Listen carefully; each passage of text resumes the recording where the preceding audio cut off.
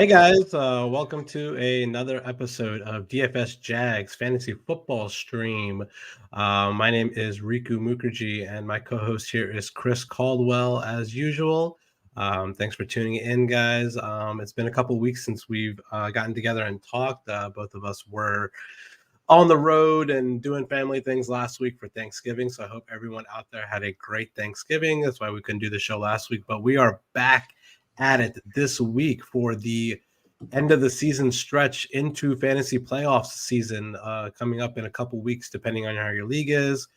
With the extra week this season, most leagues are starting playoffs either week 15, maybe week 16, and ending on week 17, compared to most years or all years where the fantasy playoffs, the championships was week 16. So we got a couple more weeks left before the playoffs. Chris, how are your teams looking? Yeah, man, I'm kind of bipolar this year. I'm either killing it in first or second place, or eighth place or worse. So Yeah. yeah, I'm not really in a playoff hunt, and I'm only in a playoff hunt in like one league, which is weird. But yeah, how you doing, man? I'm all right. I'm in 7 leagues, and my two most important leagues, which is my home league that I have with my friends, and then our dynasty league. I'm just absolutely shitting the bed in those two leagues, but in every other league, I'm in playoff position. So I'm excited for the stretch run here, and we'll talk about it later. But I got some takes on like what you should do with your roster and stuff like that, like loading up on teams, defenses, like backup running backs that you kind of want like heading into the playoffs. So we'll talk about that towards the end of the show. But as usual, we're going to talk about week 12 this week. And then we're going to answer questions. If you have a question, please leave it for us in the chat, and we will answer it 100%. But before we get started, I just want to touch on a couple things here, housekeeping things. We did a helmet giveaway last month, actually 2 months ago in October, a Josh Allen helmet giveaway, and we are doing another giveaway on our channel. This time we are doing a giveaway for a $500 gift card to Fanatics. That is right, a free $500 gift card to Fanatics. And we are running our contest through December 19th. So if you win the contest, you will get a $500 gift card to Fanatics just in time for Christmas. You can give it to someone, use it to buy something for someone. For people that don't know, Fanatics is a site where you can pretty much buy personalized memorabilia and stuff, for your favorite football team, any sports team, basically. It's a great site. I bought a lot of stuff from there. So we're doing a free $500 gift card for that. To enter, you can click the link in the description of this video. And then what you have to do, very similar to our Josh Allen sign up, this time we're asking you to share a Christmas memory that you have, and then that'll enter you into the draw. And then you'll have a bunch of different ways to enter the draw, including the bonus code, which we will be giving away every show on this channel. I'll give the bonus code for this show in a few minutes. Maybe in like 10-15 minutes, we'll talk about the bonus code after we get into the show. But yeah, enter the drawing, give us a holiday Christmas memory, and then you'll be entered in the draw to win a $500 gift card. And I just wanted to say that our giveaway wouldn't be possible without our sponsor. The company's name is Auto. It's spelled ORTO. And Mike's going to run a little video to tell you a little bit about the company. 40% of the cars on the road hold a hidden history. With the Auto app, you simply photograph any car, and using our AI license plate recognition technology, you'll instantly have accident, sales, and owner data from multiple sources at your fingertips. If you work in the car industry or are simply buying a used car, use Auto to get the full picture. Search Auto, spelled O-R-T-O, on the App Store.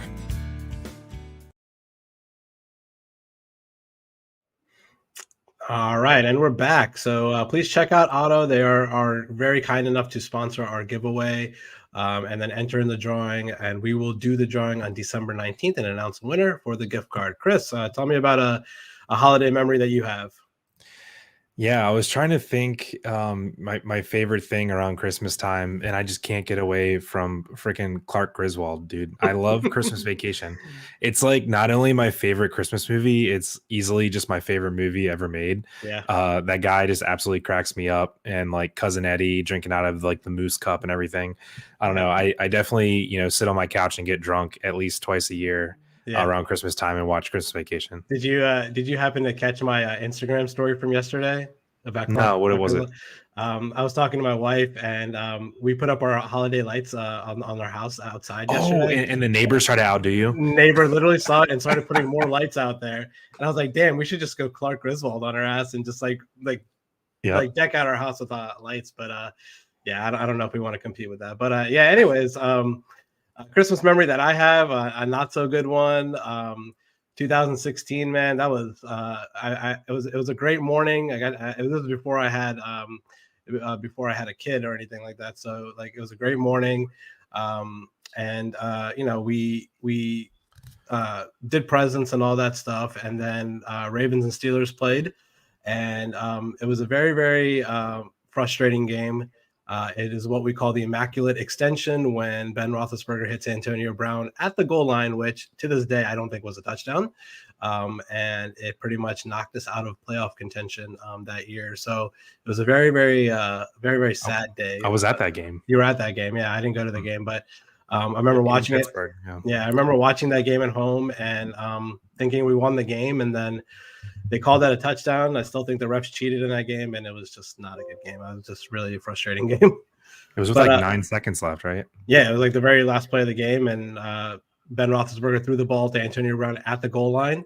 He caught it. I swear the ball didn't cross the goal line, but I guess they reviewed it and they said it did. I don't really remember totally, but it just wasn't a touchdown in my eyes, and it pretty much knocked us out of any sort of playoff contention. So. But yeah, that's a bad holiday memory. But I've had a lot of good ones especially ever since me and you have had kids. It's nice to do presents and stuff with our kids. So, but yeah, let's get into week 12. We saw a lot of big injuries in week 12, which we'll get into. Going through these games and towards the end of our show. But first game we're going to talk about is last Thursday during Thanksgiving. Cowboys Raiders. The Raiders win this game in overtime, 36-33, as a 7-point underdog. So they were a touchdown underdog in this game, and they won the game outright in Dallas. A very high scoring game. A lot of fantasy stats in this game, Chris. What were you doing during this game? I know I was eating some turkey watching this game. What about you? I was about to fall asleep. Yeah, I was in full-fledged turkey coma at this point. But yeah, this was I think it was the best game of the day. Yeah. So what stood out to me most in this game was freaking Hunter Renfrow, the god. Like that guy's unreal. He's scored less than 12 PPR fantasy points 2 times all year. That's it. Yeah, he's solid. So he's like as consistent as they come. He's what we wanted Cole Beasley to be. Sorry, yep. Bills fans. Just that middling wide receiver 2 that's never going to dud out on you. He's going to guarantee you that 12 to 15 points. So Renfrow has been awesome. Another, I'm not going to say surprising, but I think a lot of people were down on Josh Jacobs this year. Not many people were like super high on him. He's been great. He's missed 2 games because of injury. I think a half of another game, and he's running back 21 on the year. And, the big knock on him was he doesn't, he's not part of the receiving game. He's 3 catches shy of his reception total from last year. Yeah. So, and he still has 6 games left to play. So I like to learn about players this year, even if you're kind of out of it. It's still nice to keep up with the stats, keep up with the games, and learn about how these players are evolving, because now we know Josh Jacobs is more a part of the receiving game. He's not just that plotter back who you just hope scores a touchdown. He's a part of the game plan too, even if they're behind. Yeah. And speaking of Hunter Renfrow, a couple weeks ago, like as little as a couple weeks ago, he was available on the waiver wire in a lot of leagues. And I just thought that was ridiculous. The guy is literally the number 1 receiver in that offense, a pretty high-powered offense, I would say. And if for whatever reason, if he's available in a league that you're playing, even if it's a 10-team league or something like that, he should absolutely be rostered. So just in case if he's available, pick him up for sure. He is a monster. The big news from this game, obviously, is Darren Waller going down with an injury. I'm still not sure exactly what the extent of his injury is. I doubt he's playing this week. So if you have Darren Waller, not Fabian Moreau, Foster Moreau. Yeah, he's a good pickup for tight end streaming this week if you want a replacement for Darren Waller. On the other side of the ball for the Cowboys, they were without CeeDee Lamb in this game. They were without Amari Cooper in this game. Both of those guys, I think, should be back this week. CeeDee Lamb for sure. Amari still a little. He said he still has like COVID symptoms or something like that, so he may not play. Amari's kind of looking doubtful. He didn't practice yesterday. I don't know. I didn't check the report today, but yesterday it just sounded like he was not feeling well. So, CeeDee's back and ready to go. Yeah. I can't believe how good of a game Dak had with both of them out of the lineup and Zeke banged up. I was a little surprised by that. Michael Gallup, man, he's a good wide receiver 3, and then when he needs to be wide receiver 1, he needs that guy. Guy's going to get paid next year. He's going to get paid, yeah, for sure. Yeah. I know Cedric Wilson too had a big game. Mm-hmm. Yeah. So main takeaway here, you kind of knew Gallup was going to do good. That was nice to see. Was just the running back usage with Zeke banged up. Pollard didn't do a ton. I mean, he had a serviceable game, but that kick return for a touchdown, that just flashed the upside that we know that he has. He's just absolutely explosive playmaker. I think in dynasty leagues, he's a great person to own. He's stuck behind Zeke next year, but whenever he gets a lead back role, which is going to be in the next year or two, he's just a dynamic running back. So excited for his future. He might actually be the lead back tomorrow because they were talking about possibly resting Zeke a little bit tomorrow, not giving him like limited snaps. He's practicing in full. Which kind of stinks. I'd rather Zeke just be out and let Pollard eat for a game. And I'm seeing a lot of people asking questions like, do I bench Zeke? My personal opinion is I just don't think you can because he's just that good on the goal line. They're going to score points. And he outscored Pollard this past game. So even with the kick return touchdown, he's involved in the passing game. He's going to get every goal line carry. I just don't think you can bench Zeke. Yeah, and it looks like Mike McCarthy's out for this game tomorrow. So it looks like Kellen Moore is probably going to be like the head coach.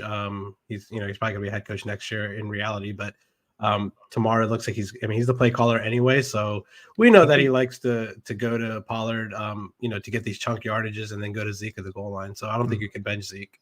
I think they named the defensive coordinator the interim head coach, but it doesn't matter. Yeah. Anyway, I think you start both of them. I agree. Maybe.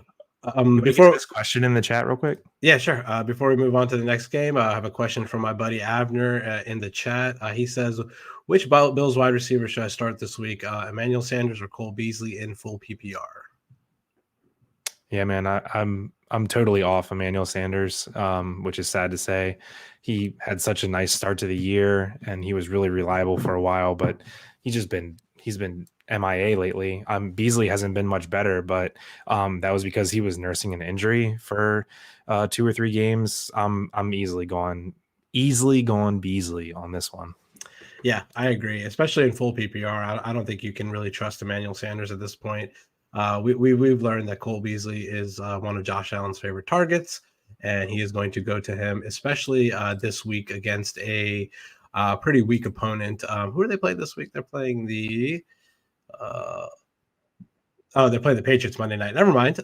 Sorry. I thought for some reason they're playing a weak opponent. Actually, that's a game of the week this week, Bills Patriots. But either way, if you have to start one of them, I would go with Beasley for sure. Yep. All right. Thanks for the question, Abner. Yes, thanks for the question. Subscribe to the channel if you haven't already. All right. Speaking of the Bills, let's talk about them next. They played the Saints Thursday night on Thanksgiving. They pretty much kicked their butts in this game. The Saints were very, very undermanned. Trevor Siemian did not look good. They were without Kamara. They were without Ingram. They were just very undermanned in this game. So Bills took it to them this game. I don't know, Chris. This backfield the Bills have fantasy wise is a mess. Zach Moss was a healthy scratch. People thought Matt Breida was going to do things. I mean, is anyone startable on this team in the backfield? I wish you could read my computer screen. Nobody from the Bills backfield is startable. That's what I have written down as my first note. Anyway, I'm staying away from the Matt Breida trap. Just not enough touches to go around. You have a pass first team. Breida's kind of the number 2 back, kind of gadgety type player. He's going to get his carries, but they just kind of want to get him in space in the passing game. I think he's scored 2 or 3 straight games, but I'm not going for it. At least not unless you're desperate. If I had to start one or the other, I'm probably going Singletary. And not being super excited about it. The Moss healthy scratch thing is blowing my mind, dude. I'm like, they just hate him. I don't get it. I mean, they just straight up don't like him. I don't know why. With the eye test, I don't know. Maybe it's just me. I'd like to maybe get Mike's takes since he watches every play of every Bills game twice, but Moss just looks like a better running back to me. I don't really get it. Maybe he's in the coach's doghouse for something, or maybe he's like banged up and they just don't really want to come out and say it. I don't know, man. But yeah, you said it. None of the Bills running backs are startable unless you're like in dire need of something. But anyway, let's talk about Josh Allen real quick. QB1 on the year. So pretty awesome to just see the way he's ascended over the past 2 years. Guy's an absolute stud. It's crazy that Lamar's had such a good early career and he's setting records, doing this by this age and MVP by that age, blah, blah, blah. You'd rather have Josh Allen. I mean, it's probably not even a question, right? And they're from the same draft class. So, pretty star-studded draft class there in terms of QBs. Yeah, I was pretty wrong on that. When Josh Allen was drafted, I didn't think he was going to be anything in the NFL. I thought he was going to be a bust coming out of Wyoming, low-level competition in college. But he's turned into an absolute gunslinger, man. He knows how to throw the ball, and he knows how to run with the ball now, and he knows when to go down and not get hurt. So I foresee them, giving everyone a run for their money in the AFC this year. I mean, this week their game against the Patriots is obviously biggest game of the year for them to date for both of those teams, and whoever wins that game is going to be winning the division and in prime position to win the division, even though they have another game in New England in a few weeks. So that'll be an exciting game to watch Monday night. Diggs had a good game this game. Beasley had his 5 for 46. The big news here, touchdown wise, was Dawson Knox. It looks like he's back. He got some yardage, but he got two really nice touchdowns in this game.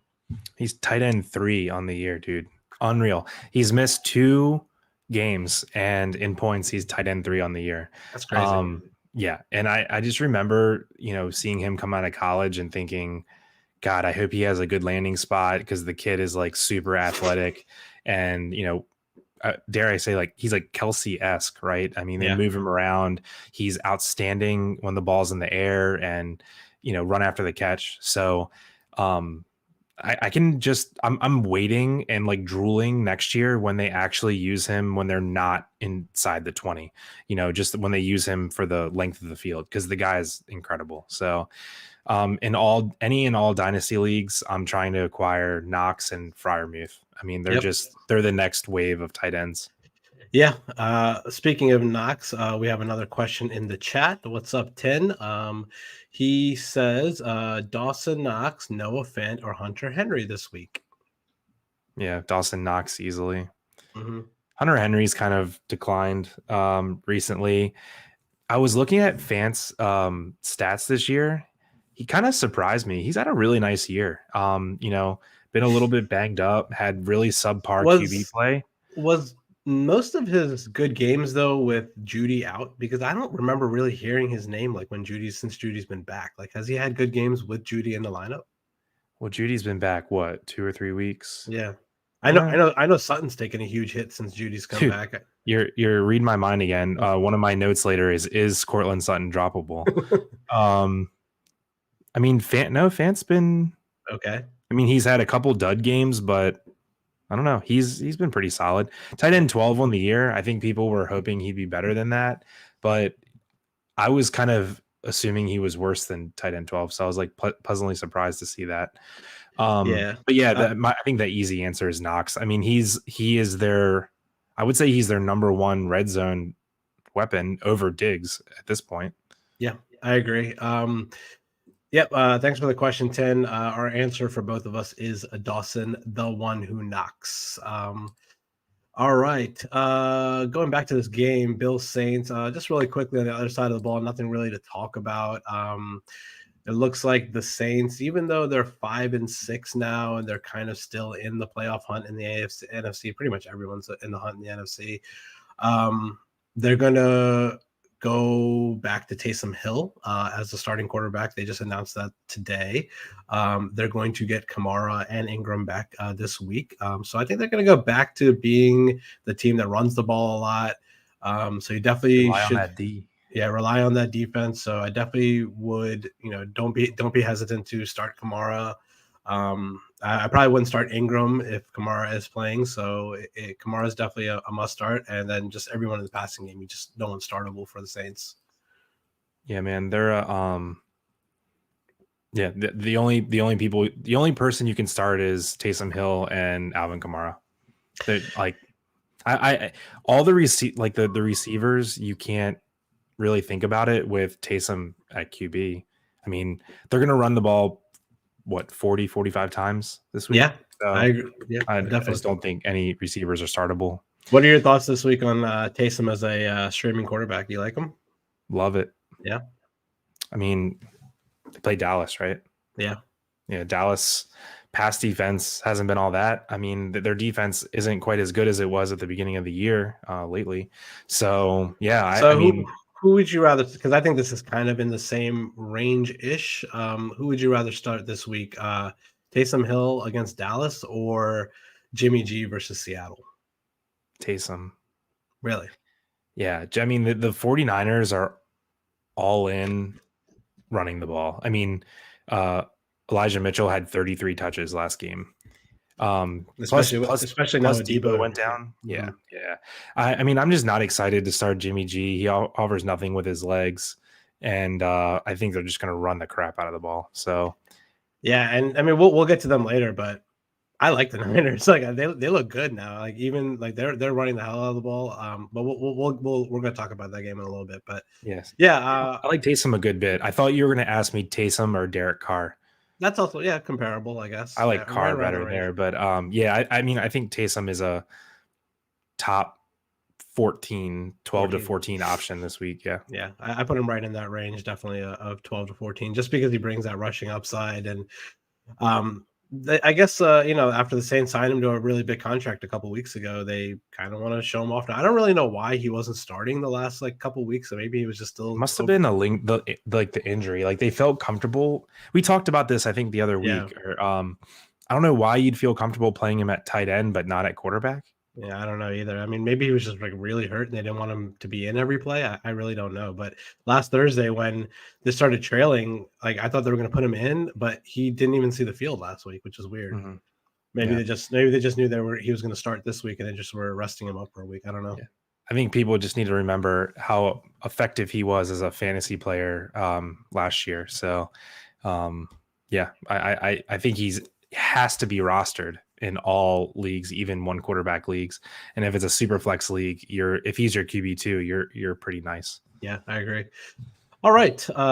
Let's move on to the next game that we're going to talk about. We're going to jump ahead to the Sunday night game now and talk about our Ravens. And what I posted in social media as a dumpster fire game. It was pretty disgusting. To be completely honest with you, especially towards the end of the first half where they just went turnover for turnover, throwing really, really ugly picks, Baker and Lamar, both of them. It was not a pretty game, but they pulled off the victory. They covered a 3.5-point spread. They are now the number 1 seed in the AFC going into week 13 of the NFL season. I did not think that would be the case. If you asked me at the beginning of the season, they would be the number 1 seed now, I would say hell no. But somehow they are. The rest of the AFC is not looking good. Everyone has their flaws. Everyone is not looking good. But somehow, some way or another, we're number one at the moment, and we have a big game looming this week against Pittsburgh. It's another must-win situation. So, what are your thoughts on this game, Chris? It was a rough one to watch. I know you were there. I didn't go. Oh, you didn't go? No, I had tickets, but I was feeling pretty ill on Sunday just from traveling so much for Thanksgiving. Yeah. I just watched it on the couch. But the Ravens are an 8-3 team that could so easily be 4-7. Yeah. Like without even thinking about it. Like I went through it the other day and they could easily have 7 losses if like one play didn't go their way each game. Yep. Absolutely. Pretty wild. But anyway, yeah, I mean, but you got to take the wins where you can get them. Lamar had his worst game as a professional, I think. Mm-hmm. 4 interceptions. What was his rushing total? 68 yards on the ground. Not bad. But on 17 carries, though. Yeah. I mean, not great. I didn't like how much he was rushing the ball, especially like in the middle of the field. He took a couple of really big hits. I guess it was because he's coming off his injury. He didn't get practice time. He's kind of out of it. I don't know what was up with him, but he just wasn't his self. Just a couple of just passes. He didn't even see the defender. You know, they were playing zone on him and he just wasn't seeing the linebacker a couple of times. So yeah. Anyway, he talked to the media today and he said he was like embarrassed about the game and it was he was playing like a rookie and, you know, they asked him if he was going to put it behind him and his response was like, no, I want to be mad at it a little bit longer. That's kind of funny. Which is fine. I mean, I don't mind if he's mad at himself for playing. Just practice better and play better the next game. I mean, you still played your worst game as a career in your career and still won the game. So luckily they won the game because the other side of the ball, we've talked about it all year, Baker Mayfield is just awful. He's one of the worst quarterbacks in the NFL. He is so bad. He's so bad. It is like, and he didn't he had 1 or 2 fumbles, but he didn't throw an interception. But dude, he is just if you're Cleveland, like he's not your future, right? Like 100% not. I mean, they literally have to make that decision in like 2 months. Like, what kind of contract do you give a guy like that? Like, usually, you know, number 1 overall pick, if you give him a second contract, it has to be like something worthwhile. Are you paying Baker Mayfield anything over like 20-25 million a year?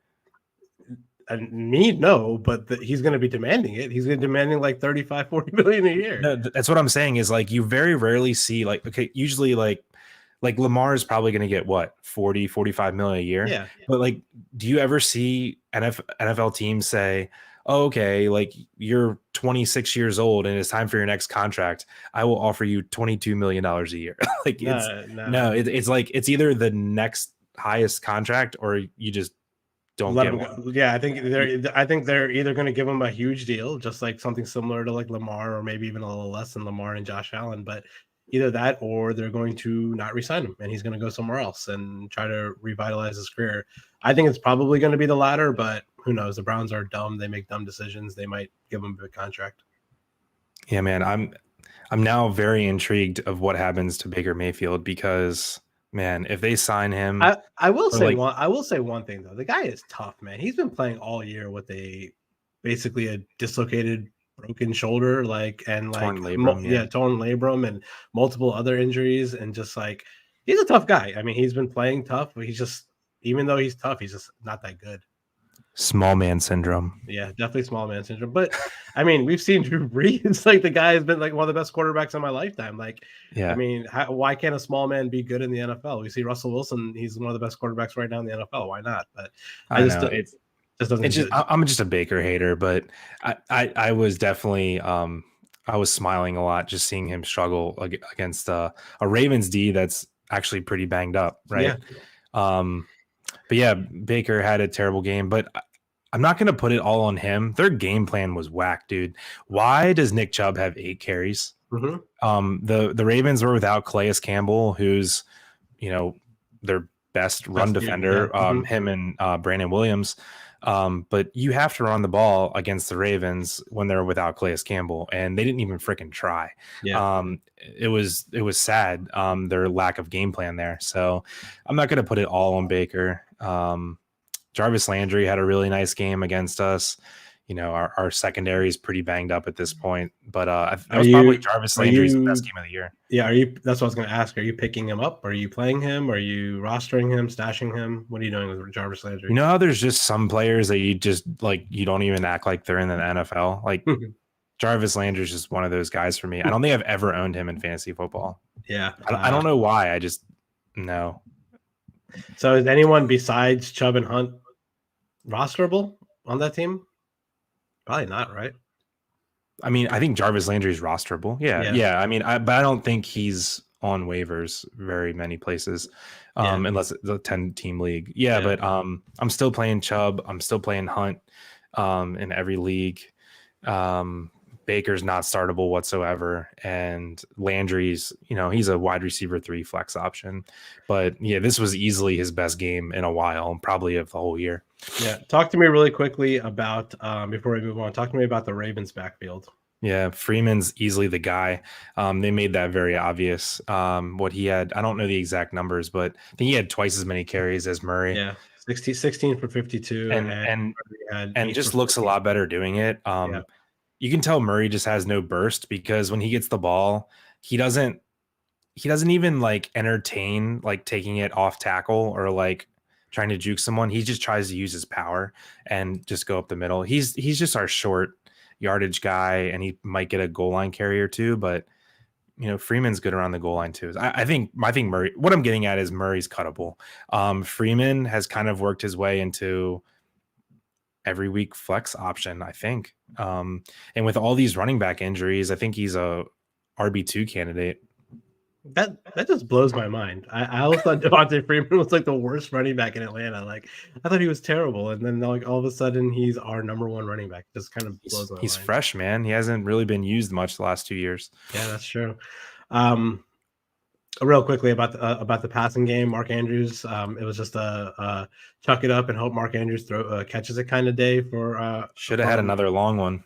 Yeah, should have had another long one. And then Marquise Brown.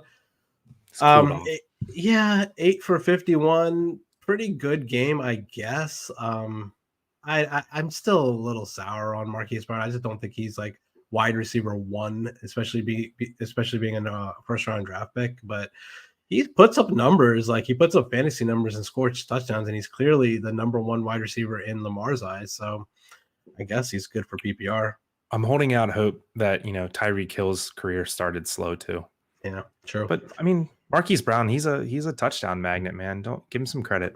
Yeah, no, I mean he I've talked about it in private chats and maybe even on the show, but since like the middle of last year, he has like the same amount of touchdowns as like Devontae Adams, or same amount of fantasy points as Devontae Adams. So he's definitely up there in wide receiver numbers, but just as a real life wide receiver, I'm not the biggest fan of him. So we have a question in the chat. It's from producer Mike. He said, does my dislike for Baker go back to college or just because the Browns are in the same division? No opinion on him from college. I just don't like him because I feel like he thinks he's better than he really is. Like Lamar Jackson, MVP candidate, but like Lamar's like extremely humble. Like he always not makes fun of himself, but he'll always talk down and he'll never brag whatsoever. Like the guy's never bragged about himself one time ever. And Baker's busy planting flags in the middle of the Oklahoma flags in the middle of the field when they win a game. So he's a cocky little SOB. I'll tell you. Yeah, he just reminds me of like a frat boy douchebag that like thinks he's cooler and more popular than he really is. You know what he reminds me of? He reminds me of like Johnny Manziel, but he can actually play football a little bit. Yeah. But yeah, that's my dislike for Baker. Like I mean, to be completely honest with you, I really liked Baker in college. I thought he was a stud. I thought he was. You wanted him on the Ravens. What'd you say? Sorry, you wanted him on the Ravens. Yeah, I liked him in college. I thought he was solid, and I thought he brought this fire to the game that you don't see much out of a quarterback. But it's turned into, I don't know, maybe it's because he's on the Browns, but it's just turned into this like cockiness and just something that I just don't like. And I'd much rather have the personality of Lamar or someone more humble like Josh Allen or somebody like that on my team. Agree. All right. What did Abner say here? He said linebackers had their best game. Yeah, they did. They Queen finally and Bowser. Yeah. Bowser's turning into a stud. For some reason, the Ravens weren't able to tackle for many weeks this season, but this game they actually wrapped up in tackle. Maybe they just had a tackling drill for a week in practice. I don't know. But yeah, the defense stepped up a little bit in this game, but we'll see what they do this week against Big Ben and the Steelers in Pittsburgh. Big game for us this week. All right, let's move on. Do we have any more questions here in the chat? No more questions in the chat. All right, let's move on. We're going to talk about the Titans versus the Patriots, who I personally think right now is probably the best team in the AFC. They look spectacular on both sides of the ball. Mac Jones is possibly putting his name in the hat now for Rookie of the Year with Jamar Chase. I think Jamar Chase is still probably the front runner for that, but out of the whole quarterback class from last year, Mac Jones easily looks the best. He's been coached up so well in that offense by what's his name again? What's the offensive coordinator? Josh McDaniels. And Bill Belichick just running that defense. They just look amazing. They absolutely demolished the Titans 36-13. Just a couple weeks ago, the Titans were crushing the Rams and they were beating the Bills and all these games that they were winning. And now they were the number 1 seed a couple weeks ago, and now they just got blown out by looks like a much better team. I'm not going to put it all on the loss of Derrick Henry because the Titans did still run the ball for 240 yards this game, but I don't know. Something's broken on that team, and I don't really know what. Yeah, man, 93 passing yards. I mean, this is, there's always AJ Brown was hurt, so I don't know. And Julio. Yeah. AJ Brown is out for 3 games, right? Yeah. Mm-hmm. And Julio probably the same. But yeah, man, they're without their top 3 offensive weapons, people are going to argue back and forth who's the back to own, Hilliard or Foreman. Neither. I don't know. Like, I think they're ownable. I think they're rosterable. I think you're in a bad place if you have to start one or the other. I'm not looking to actively get a piece of this offense right now. No, I agree. My opinion on their backfield is if it's a game that you think that they're going to be ahead in, I think Foreman's the guy to own. And if you think if it's a game that they're going to be behind in, Hilliard's the guy to own and play. And if you're in a pinch, I guess. But they did run it down the Patriots' throat in this game, and the Patriots have a really good run defense. So I was very surprised by that. Yeah, for sure. Okay, so you're an NFL GM, and the draft is tomorrow, and you have the first pick. Mac Jones or Trevor Lawrence? I don't know. That's a good question. Crazy, right? It's weird because I was just listening to this on Pat Mayo's podcast earlier today, and he said that Trevor Lawrence is getting a pass this year because of how much of a shit show Urban Meyer is, and because he plays in Jacksonville and no one really gives a shit about Jacksonville, which is true. If Trevor Lawrence was picked by the Jets per se, and if you're saying like, he was playing in New York or something like that, and he was putting up he wouldn't get a pass. He would be like straight up like getting dogged by the media. But because he plays in Jacksonville, he gets this pass, I guess, for it's just being the Jaguars. But I would probably say still Trevor Lawrence. I mean, the guy was one of the best prospects to come out of college since like Andrew Luck. So I would probably still say, Trevor Lawrence, but can't deny the fact that Mac Jones is clear-cut number 2 or number 1 in that class for sure. Yeah, I was thinking about this on my ride home from work today. Sad life, I know. But the way that I made up my mind for Trevor Lawrence was just imagine if Trevor Lawrence was on the Patriots. Yeah, he would be fantastic. Imagine if Trevor Lawrence was on the Patriots, they'd probably be even better than they are right now because you have that running option at quarterback there as well, which would make that offense super dynamic. And imagine if Mac Jones was on the 49ers. Mm-hmm. I know Trey Lance has like that very appealing, super high Mahomes-ish upside with like a little bit of Lamar Jackson running in there. But man, I think Shanahan screwed up because Mac Jones is who he dreams Jimmy Garoppolo could be. And his offense is just so set around that. I think they might have screwed up. Yeah, we'll see. I don't know. We haven't seen Trey Lance play, so yeah, it's hard to say that with Trey Lance, but yeah, I agree. If you just put me on the spot right now, I would say you still have to draft Trevor Lawrence, especially if you have a team with good upside. But there's no denying Mac Jones is turning into a stud. But speaking of Mac Jones being a stud, he has eyes for Kendrick Bourne. This guy is just, I think he's like wide receiver. I don't know where he is on the year, but like these last few weeks, the guy's doing nothing but like catching touchdowns and breaking tackles and taking balls to the house. So definitely ownable, definitely rosterable. I think at this point, definitely even startable. He's like the first wide receiver that he looks to in that offense. So Kendrick Bourne. You just blew my mind. Yeah, I know. He's like wide receiver, like 20 something on the year. 20. Yeah. What the hell? Yeah, Kendrick. Where'd that come from? I'm telling you, the guy, the last like 3 weeks, he's had like 20 fantasy points. That's awesome. Go Kendrick Bourne. Yeah. I don't know what it is with him, but he just has been playing really well the last few weeks. He got a nice contract to go to New England, kind of out of nowhere. I remember being surprised at the contract. I was like, what? I thought he wasn't that great. Yeah, especially after they gave Nelson Aguilar a big contract too, like a pretty nice contract. Like right after that, they signed Kendrick Bourne, and I was like, Aguilar's probably the guy there, or Jacoby Myers. But it's turning out to be Kendrick Bourne is the guy there. It's I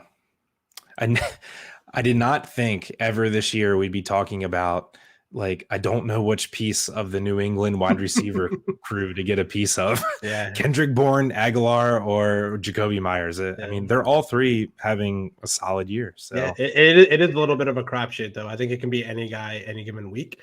This week it might be Jacoby Myers or Nelson Aguilar, but you can't deny the fact. Yeah, Jacoby Myers is wide receiver 29. Yeah, just you can't deny the fact that offensive pass attack is really good under Mac Jones, but backfield is a little bit different of a story. It's kind of a shit show, to be completely honest with you. I'm not really sure. I mean, I own Damian Harris in a lot of leagues and no Ramondre Stevenson, so I'm kind of screwed in this situation, especially on teams that I'm looking to make a playoff push or win a championship, and I just don't know what to do with Damian Harris. I feel like I should bench him. He got in the end zone, and luckily that saved his day. It did. You know, the most frustrating part of this backfield, Brandon friggin' Bolden is the most frustrating part of this backfield. He's James White. He's basically James White. Yeah, it's great. I mean, the guy's like 33 years old, and all of a sudden decides he doesn't want to play special teams anymore, and he's now, borderline fantasy relevant. He's like Cordarrelle Patterson light. Yeah. But I don't know. Keep starting Harris, dude. Especially especially. I mean, Ramondre's like maybe slightly more explosive, but Damian Harris is good, dude. Don't think. Let me ask you a question. Let me think of someone who's comparable. Would you rather start Damian Harris or Devontae Freeman? Harris. By a long shot, like easily, or do you have to think about it for a minute? Easily. Yeah. Okay. All right. Damian Harris is like running back 18 on the year, and he's like who do you put him in the range with? Like Eli Mitchell, like that range, or I like Mitchell better. Yeah. He's just getting crazy volume right now. I think he's in the range. Harris is in like the Javonte Williams, Myles Gaskin. That kind of range. Yeah, Michael Carter. Who do you like more to start, Harris or Gaskin? This coming week, Gaskin has a smash matchup, and he's coming off a 2-touchdown performance. So, I mean, this coming week, I like Gaskin more, but I'm not out on Harris. Okay. You have any more thoughts from the Titans-Patriots game before we move on? No, I'm good. Okay. Let's see here. No questions in the chat. We are going to next move on to the Colts game. They played a game against the Tampa Bay Bucks. Great game. Yeah, great game. The Colts were up 24-14 at half, and they kind of blew it in the second half. Carson Wentz turned the ball over a few times. Bucks, Tom Brady did his thing. He capitalized on the turnovers, came back, and won the game. Yeah, the Colts did one of the more perplexing things I've ever seen, not just in football but in life. They What's threw that? the ball 25 straight plays. Okay. I didn't know that. Like, Uh, why would you do that with Jonathan Taylor? I you don't have get that. Mr. Jonathan Taylor. You have the lead, Yeah. and you throw the ball 25 straight plays. Who the hell's decision was that? Like, why would you Frank, do that? yeah, it was something about like Carson Wentz plays really good against cover 2, and Tampa kept playing cover 2. So Frank Wright thought they had it figured out and were just going to like dink and dunk their way down the I field. mean, it was working in the It first was half. working, Yeah. but like, dude, when you get a lead, just You want to run run it with Jonathan Taylor. Plus, Tampa was without, Vita Vea, their big defensive tackle. Just run it, man. Like, that is like the most confusing thing. I hate when coaches get too cute and like outsmart themselves. Like, you have the best running back in the league this year. Just ride him, especially with the lead. My guess is he saw that the Bucks are playing like XFL players, like in the defensive backfield, and they're so beat up. Yeah, they have literally no one in the secondary. He was going for the knockout punch instead of playing, trying to win the game. Yeah, I mean, that's not Frank Reich. I mean, he is like defensive minded, run the ball, strong offensive line. I mean, I guess I get that.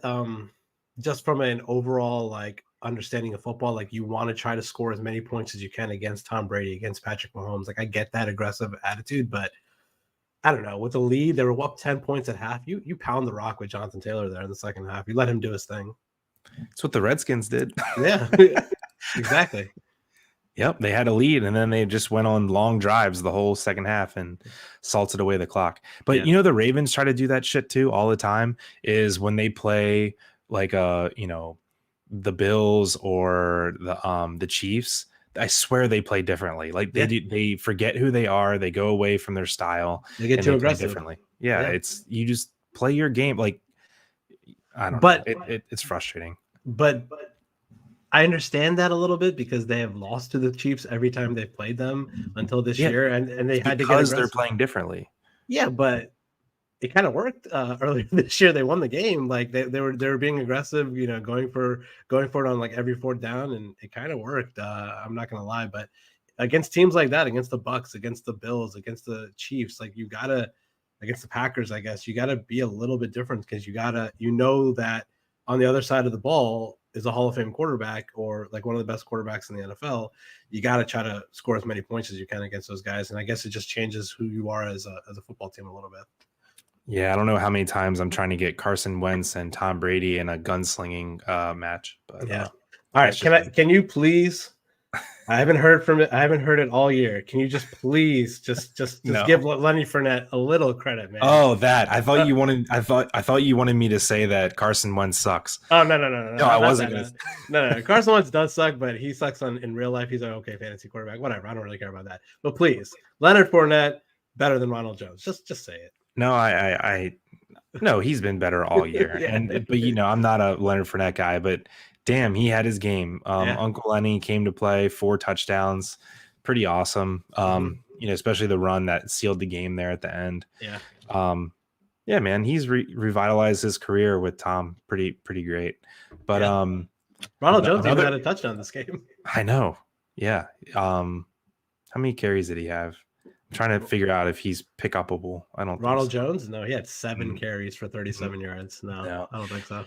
But another old guy has revitalized his career, Gronk. Dude this is a crazy stat. Points per game, Gronk is tight end 1 if you only count the games that he's played the full game. That's solid. I mean, he's been absolutely startable like all year when he plays. He had that unfortunate rib injury, took him out for a few games, but he has this rapport with Tom Brady that's just undeniable. Yeah, man, he's incredible. So it's cool to see him back and balling. I mean, he's not. See, I kind of figured he'd be like a shell of himself and just a red zone target. Just bring him in, inside the 30-yard line. He's balling out, dude. He's breaking tackles. He's carrying people. He's he's fully healthy in himself. It's pretty great. But Yeah. did you see Antonio Brown's out for 2 more games? Oh, he is? I thought he was going to play this week. No, I saw from someone tweeted, Schefter, I think, said he's out for 2 more games. Oh, what is wrong with him? Is he hurt or is it COVID? Ankle injury, I think. Oh, okay. I thought it was because he wasn't like that. vaccinated or something. Okay. No. So wheels up for Godwin. Something's off with Mike Evans, man. I don't know. I think we say that every year, but he always gets 1,000 yards and like 10 touchdowns every year. He'll do it, I'm sure. He'll do it again this year. All right. Do you have anything else on this game? Anything you want to talk about in the Colts passing game? Michael Pittman, okay game. Jack Doyle, okay game. Nice game. Any thoughts there? No, my only thought about the Colts is how many rushing yards Jonathan Taylor is going to get this week against the Texans. A lot. Because, Frank Wright's probably catching some shit for not salting the game away with Jonathan Taylor. They're going to be up on the Texans. I think there's no way he doesn't get 200 rushing yards unless they're up like 28 points and they take him out. And like a lot of those points weren't him. Like they have like long passing plays. I would bet almost even money that he gets like 160, 170 rushing yards this week. Yeah, I could definitely see that. Is he the number 1 overall pick next year in fantasy drafts? Has to be. It can't be CMC at this point. No, it can't be CMC. I think CMC is like RB5 next year. Wow, that low. RB4, RB5, yeah. Yeah, let's give me your top 5 because I think, in my opinion, it's Taylor. I guess Cook maybe running back 2. Henry maybe running back 2. My running back 2 is either. So I say Taylor 1, and that's kind of undisputed at this point. I think you got to say Henry 2. Henry or Najee Harris. Okay. And then so my top 5, I guess, would be Taylor, Henry, Najee. I gotta put CMC in there, I think. Mm-hmm. And then like Swift, Eckler. Like you haven't even mentioned Dalvin Cook yet. Aaron Jones. Oh yeah, Cook. Sorry, I forgot about him. I was like, Cook, wait a minute. Aaron Jones. Yeah, I don't know. But Taylor, I think, is easy number 1. Najee, I think, is going to be up there too. So if you have the number 1 overall pick next year, you're taking Jonathan Taylor over Derrick Henry? Yeah, man. I was doing gross things like taking him number 6 overall this year. I was all in on Jonathan Taylor. Yeah, it worked out. Yeah. I mean, we'll do a preview show, obviously, for next fantasy season once we have the draft and free agency a little bit. We'll do a little preview for the draft too if we have some time, Chris. But yeah, let's definitely do a draft show. That'll be fun. Yeah. All right. I don't really have any other takes from this game. Let's move on. Let's see here. Any questions? Oh man, there's no questions in the chat. Let's see here. Leave questions, guys. What is the next game that we're going to talk about here? Let's see here. Oh, 49ers. Okay. 49ers versus the Vikings. The 49ers win this game 34-26 as a -3 favorite.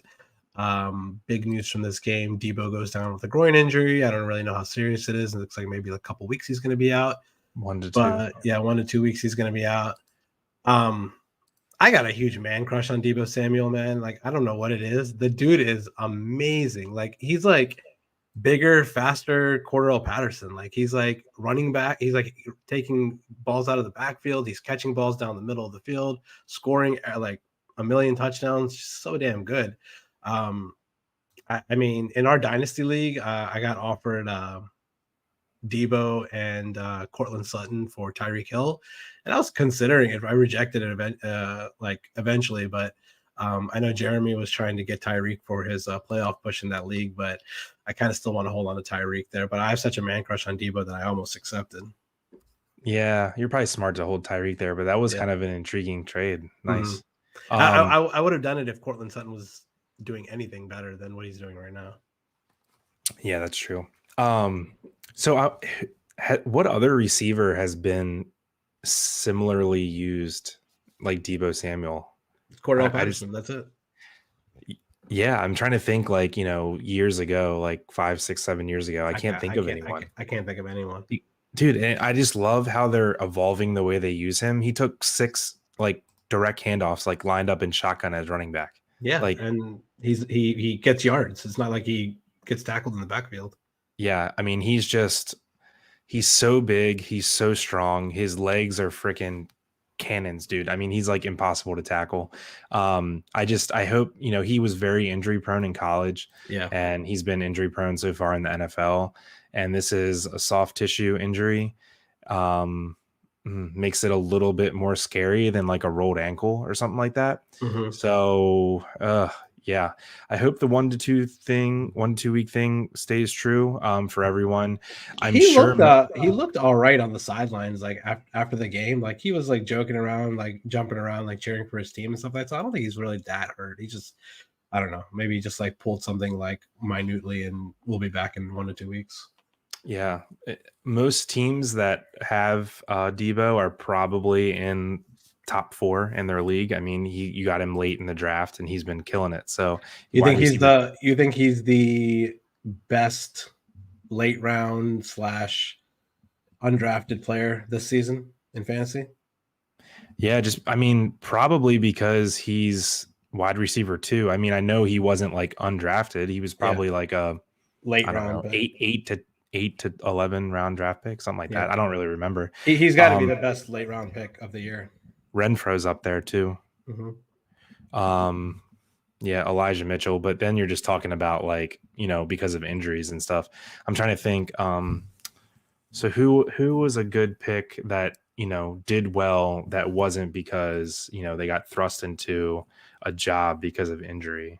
Cordell Patterson. Yeah, that's true. Mike Williams. Yeah, Mike Williams. Michael Pittman. Yeah. But yeah, I mean, Deebo, being all the way up there at the top of the wide receiver ranks, he's got to be it. Him and Renfro probably most the best value on the pick. But yeah, also on 49ers, Eli Mitchell is a freaking beast, dude. Yeah, I like in dynasty leagues, I think he's like worth a first round pick at this point. You think he's the running back to stay in that offense?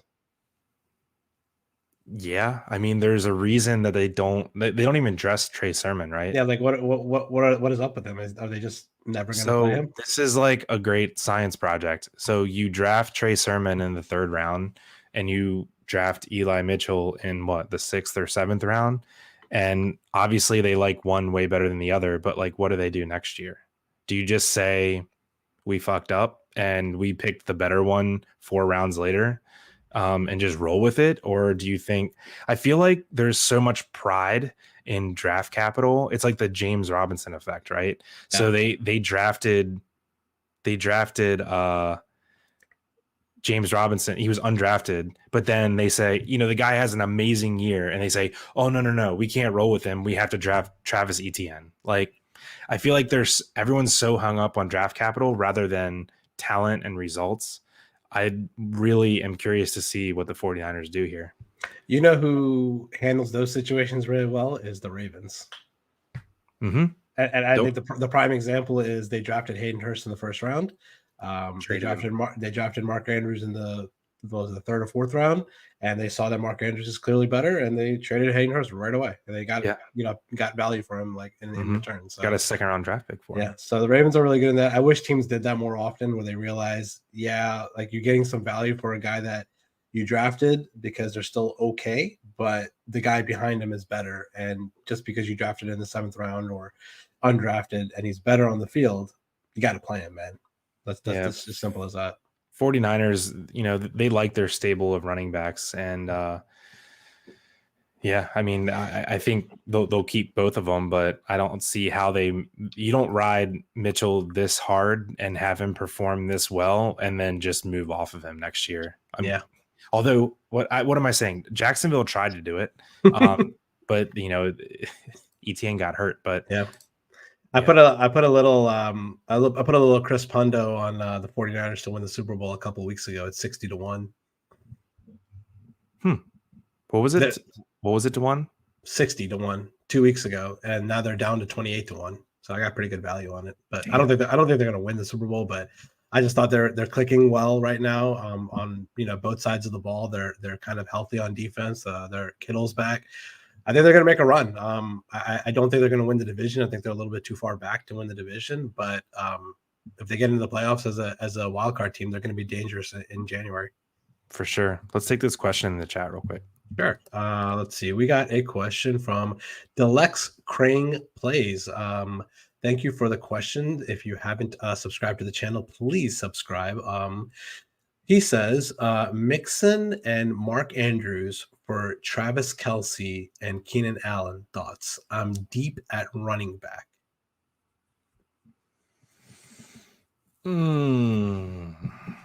I like it. I think as good as Andrews has played, he's tight end 2 on the year. I think Kelce is just elite. So when you were going to say as good as someone plays, I did not think you were going to say Mark Andrews. I was going to think you said Joe Mixon, because guy's been a stud. Can't deny it. Yeah. All right. I want to do a thorough review of this real quick. Okay, so Mixon is RB3 on the year. Let's see what the rest of his schedule looks like. I want to make sure we give this guy the right answer. He said he's deep at running back. If you're still on here, let me know your other running backs, please.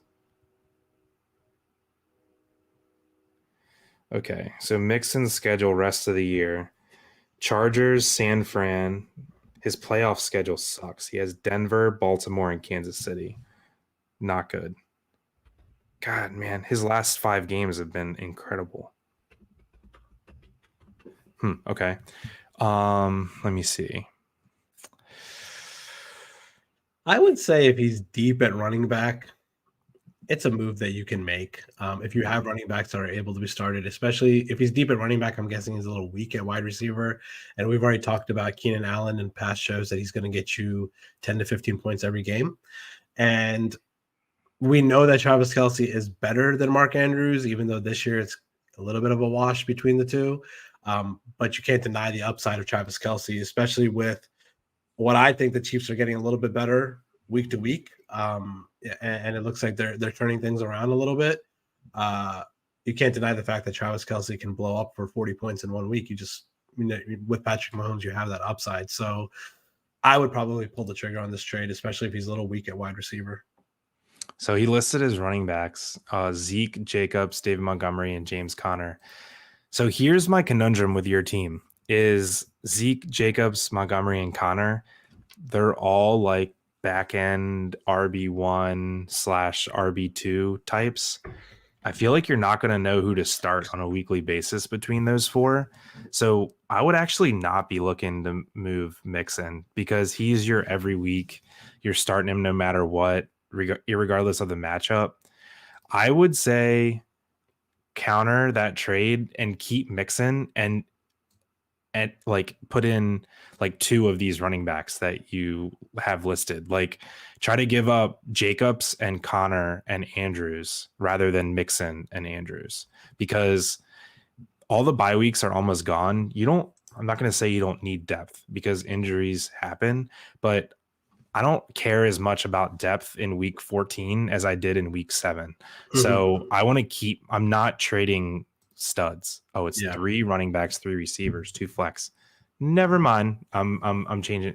You're giving me more and more data here. So because you can literally start 5 running backs. Yeah. I would probably not do this trade then. Yeah. I don't think I would do this trade if we can start 5 running backs. Dude. Because all 5 of those are startable. No, you're not doing this trade. I mean, you're deep at running back, but you literally can smash them all in your lineup every week. Yeah. So, no, don't do that trade. Yeah. Andrews is close enough to Kelce this year that, yeah, man, you're stacked. Don't even worry about it. Every week you can start Mixon, Zeke, Jacobs, Montgomery, Conner. I mean, dude, just Conner's value is going to take a little bit of a hit soon with Edmonds coming back, but he's been good though. He's been good though with Edmonds on the field. We've seen him score touchdowns every week, so definitely still startable. And then if you're starting these 5 guys, I'm assuming you're in the hunt to win a championship this year, I don't think you can make that trade. Keep your team as it is and win your money. I mean, I can't imagine there's many teams that are as strong as you in your flex spots. I mean, you're throwing 3 of these guys out in flex. That's just monster. So I mean, if you have all these guys on your team, I'm guessing your wide receivers are pretty weak, though. I don't know. I mean, it's a pretty even trade. I'm not going to do it, though. If you could only start 2 running backs and had like 1 flex, I would do it. Deontay, what the hell? Is this like a 6-person league? Yeah, what is this league? If this is a 10-person league or more, you're pretty stacked, bro. Yeah, I don't know how you did that. But no, I'm not doing the trade because if you can start 5 running backs and you have 5 starting running backs, you don't trade them away. Oh, it's a 6-man league. I really don't know how to comment on a 6-man league, to be completely honest with you. How do you know it's a 6-man league? He just said that. Hmm. Yeah, I mean, 6-man league. It's one of those leagues where all the teams are stacked in the league, and you just gotta close your eyes and pick who you want to start every week. So I would just keep the team together. I would say because it's a 6-man league, I'm hanging on to my high end studs even more often. Yeah. So no, I'm not getting rid of Mixon in a 6-man league. Yeah, sounds like a fun team though. I wish I had that team in a 10 scoring 200 points every week. Yeah. All right. Thanks for the question. We're here every week to answer your questions. Sorry, we can't give you more input on a 6-man league. I don't play in any six-man teams. The lowest I play is 10. So even then, my team's pretty stacked. So, all right. Back to this game that we were talking about. Viking side of the ball. Dalvin Cook goes down with a shoulder injury, torn labrum or something like that. It looks like he's going to be out for a few weeks. Obviously, if you're a Dalvin Cook owner, I hope you have Alexander Mattison because he gets thrust into top 10 running back role in the league. We've seen it multiple times with Cook being injury prone. He will take over the lead running back role and score you points. So hopefully you have Mattison. If you don't, sucks for you. Maybe he's available. You can get him. I would spend every single dollar you can to get him. He will be the number 1 pickup this week. But you will and you should get Dalvin Cook back for the fantasy playoffs. So thoughts on the Vikings side of the ball, Chris? Yeah. Madison in the 2 games Cook's missed this year was running back 6 and running back 7. Guy is an every week RB1. We were squawking about this a few weeks ago that have no idea why Madison would be on any waiver wire. This late in the year, you got to lock up all those elite handcuff running backs for something just like this. I mean, this is a league winning move here. So real quick before you proceed, I wanted to talk about this earlier, but this is the time of the year where instead of stashing a wide receiver 5 or something on your team, you want to be dropping those guys and picking up the likes of like Khalil Herbert and obviously like Tony Pollard if he's available, or like these elite backup running backs that if the lead guy goes down, they're going to win a championship for you. So get rid of your Emmanuel Sanders, Jacoby Myers. Yeah, get rid of like Jacoby Myers and pick up these guys that you're not starting over your normal wide receivers and pick up Khalil Herbert or these guys that that will be a running back 1. So do that. And also the strategy I like is picking up a fantasy defense that you want to start in the playoffs. And the team that I've pinpointed on this year, I looked at schedules. I love the 49ers schedule in the fantasy playoffs this year. So if you have the ability to pick up the 49ers and you do pick them up, they have a nice matchup this week against Seattle. Hold on to them. Don't drop them. Save them for the playoffs. They will be valuable to you in the playoffs. Yeah, man. I'm with you. In leagues that I'm like I said, in my leagues, I'm either in first or second or like pretty much at the end. But in leagues where I have the playoffs locked up, I'd load up on defenses. So I'm doing the same thing you're doing. I'm picking up 49ers a lot this week. Mm-hmm. I have Tennessee, Colts for this week's matchup, next week's matchup, and then I have 49ers for week 15. So definitely there's a lot of game theory that goes into it right now. And if you're in first or second place, it's time to start thinking about, you know, because we don't want to get third place. We don't want to get fourth place. You have to roll the dice and set yourself up. What do I need to do? Just assume you're going to make the Final Four. Assume you're going to make the championship game, because, you know, that's what we're playing for. We want to be first place. So you start really thinking ahead. That's a good point, right? Yeah. Justin Jefferson, stud. Wide receiver 4 on the year. I was thinking, and he's had such a quiet year. I feel like I was just gonna say that he's had, you know, if you would have told me, you know, I think he was like wide receiver 6 last year, and this year he's better and it's much quieter, right? Yeah. I mean, last year he was like very splashy, had huge games. He's just going about his business, man. He's just like automatic. But it's odd to me how, like, I feel like Deontay Johnson has been better this year than Justin Jefferson. Just maybe it's just the stats I'm reading, the highlights I'm seeing, but Deontay Johnson has just been like automatic 12 targets every game. What is he on the year? Wide receiver? It's somewhere around 10. I'll tell you in a second. Maybe it's because Justin Jefferson gets all his touchdowns vultured by Adam Thielen. I don't know. Deontay Johnson is wide receiver 14. Oh, he's missed a game. Yeah. That's why. Justin Jefferson, yeah, wide receiver 5.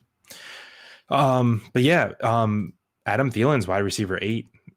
Kirk Cousins is supporting 2 top 8 wide receivers while lining up behind guard instead of the center. Did you see that highlight? That was pretty hilarious. That's pretty funny. But yeah, it's I saw someone on Twitter bitching like they don't know. They're having a really hard time figuring out whether it's going to be a Justin Jefferson week or an Adam Thielen week. I'm like, dude, shut up. They're having a week every week. Yeah. Like, you can play them both. I don't see why you would have to pick and choose. You're probably talking about DFS, I guess. Yeah. Maybe. But anyway, hold on. I had one more comment on this game. I'm trying to figure out what it was. Where's my notes at? Brandon Ayuk time. I love this guy. I mean, I just think he's such an explosive player. He had such a good year last year when he was given the opportunity. The past couple of weeks, he's looked really good. He's got a lot of snaps. It just looks like the coaches trust him again. He's out there. I just really think he's about to go off these next 2 games. So we'll talk about it a little bit in waiver wire, but absolutely, you know, I think I own him in a lot of leagues, so I don't have to pick him up, but I'm shoving him in any lineup I can get right now because last year, like when Kittle was down, when Debo was down, Ayuk just went bananas. So excited about him.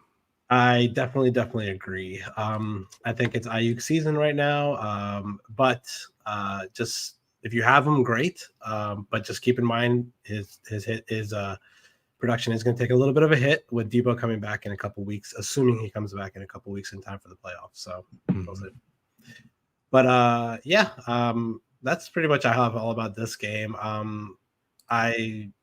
mean, Kirk Cousins. What else can you say? The guy, QB9, baby, so solid. Well, I forget what show I was listening to or something, but somebody was just talking crazy stuff about how they would rather have Kirk Cousins than Aaron Rodgers.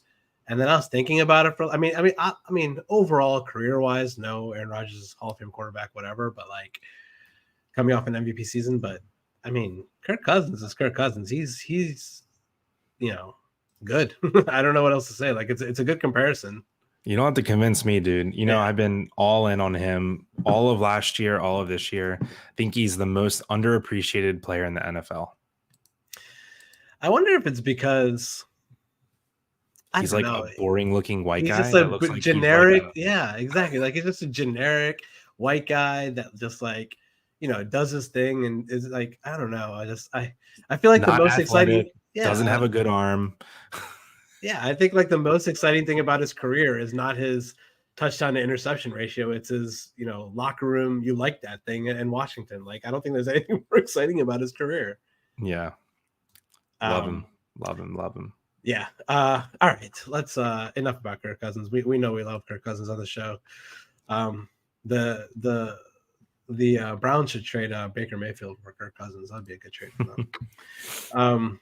Okay, let's see here. Mike says he can't win the big game. Dude, the guy knows how to win big games. He crushed the 49ers in the playoffs last year. All right. Let's see here. What is the next game that we're talking about, Chris? We're talking about the Denver Broncos beating up on the Los Angeles Chargers at home as a 3-point favorite. I think they were, maybe a field goal favorite. I'm not sure.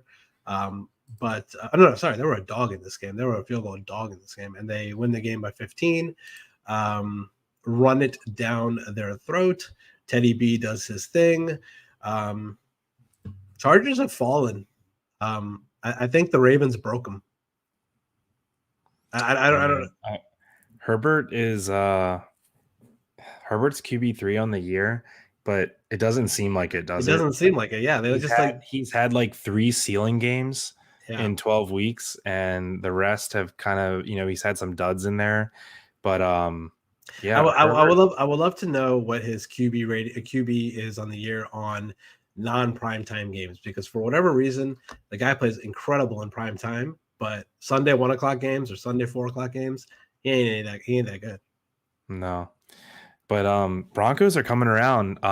Mike, I need you to look back at the over-under show. I think I'm the only one that picked the Broncos over on wins and losses. I think I'm going to get there.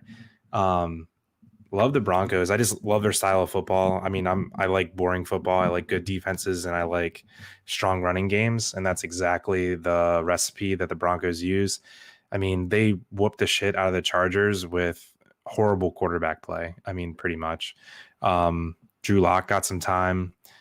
What was that for? Did Bridgewater get banged up for a series or two? I have no idea. Oh yeah, I didn't watch this game. I don't know what happened. Oh no, actually I do know what happened. He did get hurt. He went into the medical tent for a few minutes. So Drew Lock came in, I think, at the end of the first interception. Yeah, threw an interception, and then I think he did another drive, and then Teddy B came back in and won the game. Yeah, that's what it was.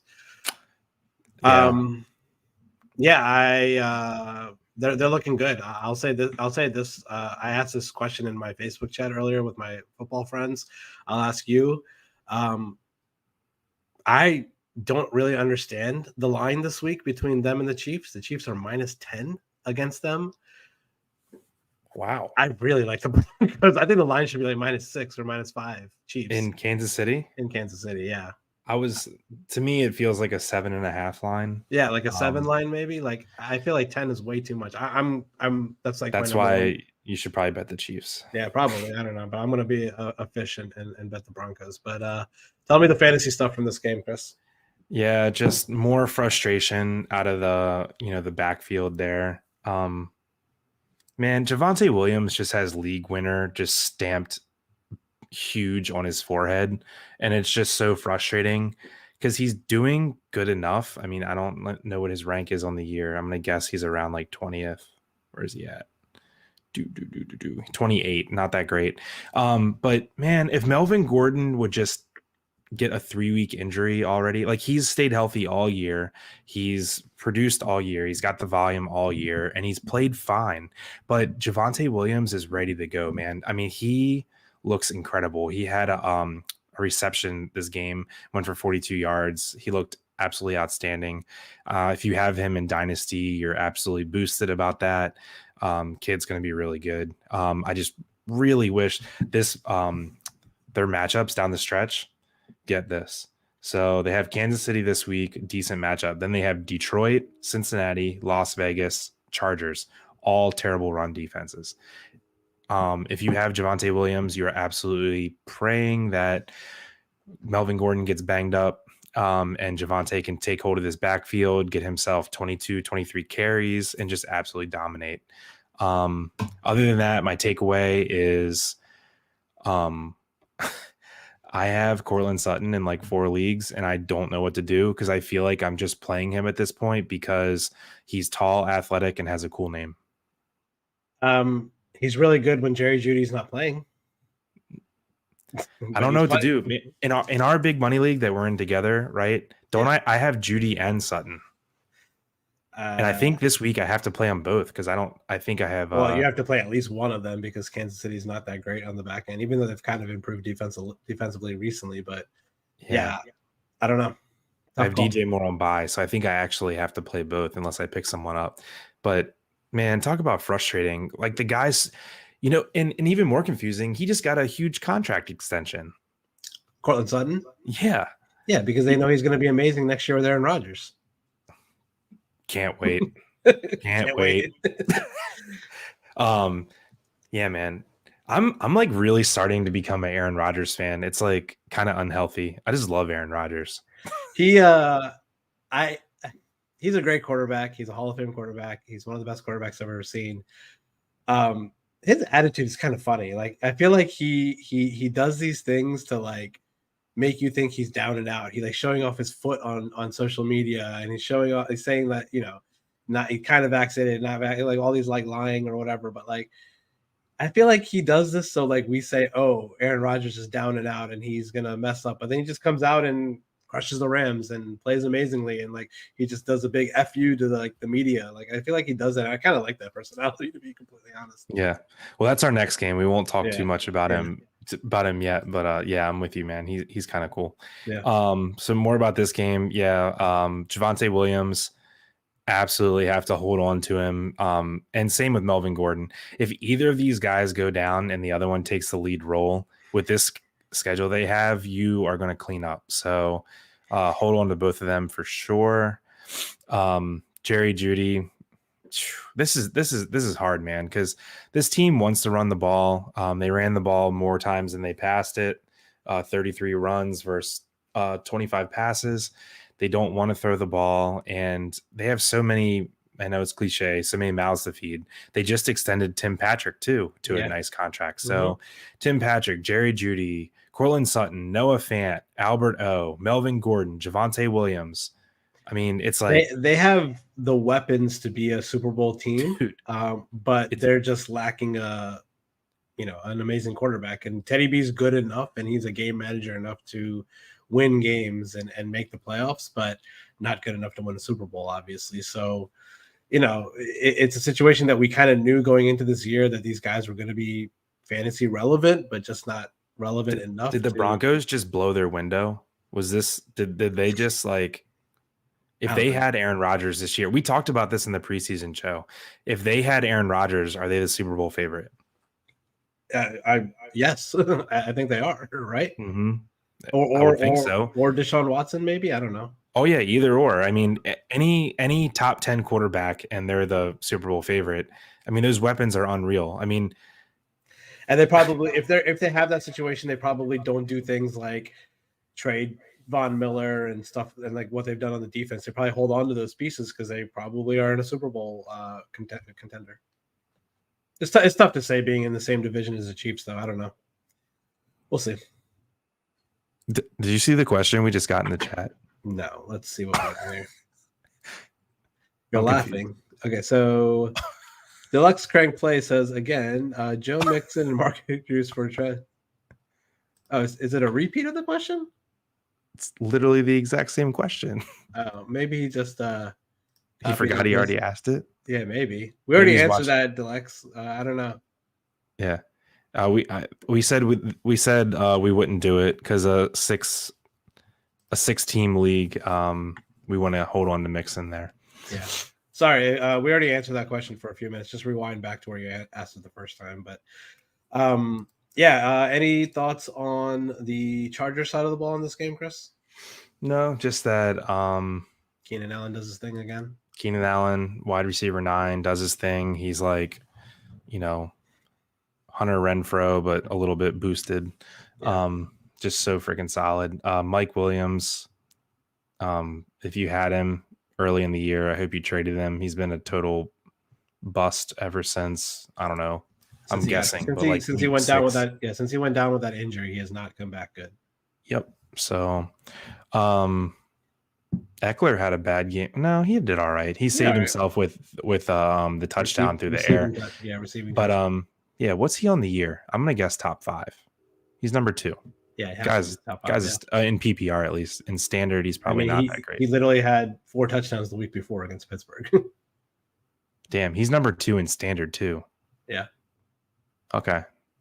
Yeah, man. I mean, there was a point a couple weeks ago where we said you couldn't trade Austin Eckler for anyone straight up. I don't disagree with that still. I mean, you could maybe Jonathan Taylor, yeah. Yeah, but other than that, I don't think you can. I mean, but no one's trading Jonathan Taylor for Austin Eckler. That's like impossible. The bloodbath at running back this year is like something different. It's unreal, man. It's unreal. It's unbelievable. Yeah. I'm like if you told me at the beginning of the season that going into week 13 that the top 2 running backs predicted for the week are going to be Joe Mixon and Jonathan Taylor, I would have thought you were crazy.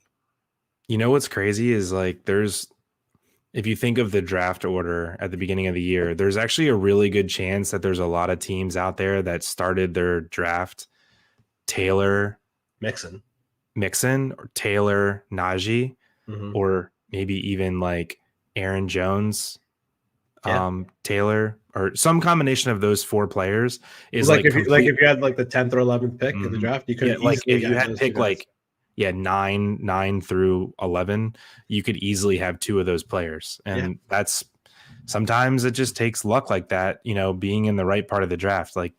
If you had the first overall pick and you got CMC, you're effed, right? So, that's why I hate snake draft. Yeah, that's why I like auction draft better. Yeah, because sometimes you're right. Snake draft, your fate is determined before. Yeah. Because, like, I mean, if you have the number 1 overall pick, you're taking one of those top guys. You're not even thinking about taking Jonathan Taylor or any of these guys. That's what we're doing next year. We're going to do a show preseason, and we're going to do all of our tips and tricks for an auction draft. And I also want to do a show dedicated to dynasty football, kind of from like the beginner's perspective. Like, what is it? What's the different strategy? So let's get into that next year, because I think fantasy football has got so big that regular like snake draft fantasy football has become like overly vanilla at this point. Yeah. That like people are going to be looking to branch out and do dynasty, do auction. So let's start talking about those. I agree. Okay, that's enough from that game. Let me check the chat. No questions. Guys, we're going to head into our final game. So if you are watching, please leave your questions in the chat and we will answer them. Hopefully we can get some questions before we wrap up the show. Last game we're going to talk about here is the Rams and the Packers. The Packers went 36-28 in a much closer final score than the actual game was. The Packers pretty much kicked their butts the entire game. Rams made it a little bit of a game with the backdoor touchdown towards the end of the game. It was a strange week for the Packers backfield because we weren't sure if Aaron Jones was going to play. He did play. He was active, but he was kind of limited in his role. I told all my friends that had Aaron Jones, don't play him this week because he's probably not going to get a full complement of snaps. AJ Dillon did his thing.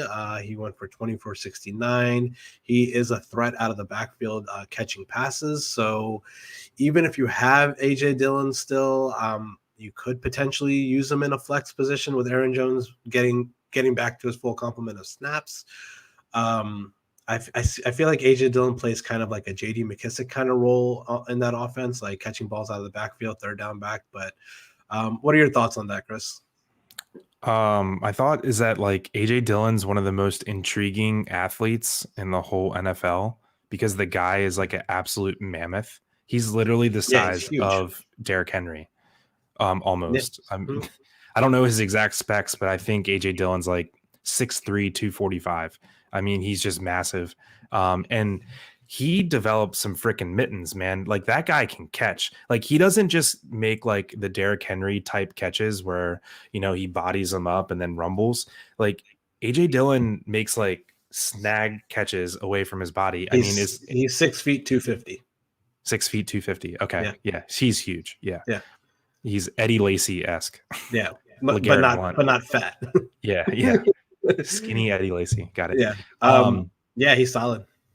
Yeah, I think he's kind of in the same vein as Pollard, where you know if he was the lead back you'd have serious business. Like, he's ready to be a starting running back in the NFL.